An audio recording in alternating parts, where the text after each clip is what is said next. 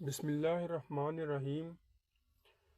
گناہ کرنے سے انسان کا رزق کم ہو جاتا ہے اور نیکی کرنے سے انسان کا رزق بڑھ جاتا ہے۔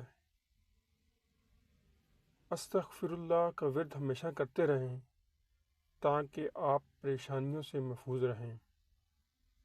آنکھیں ہمارے دل کا آئینہ ہوتی ہیں۔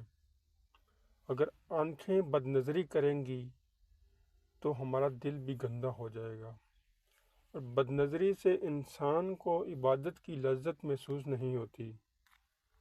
عبادت کی لذت حاصل کرنے کے لیے ضروری ہے کہ انسان کا دل صاف ہو، اور دل کو صاف رکھنے کے لیے ضروری ہے کہ انسان کی آنکھیں پاک ہوں۔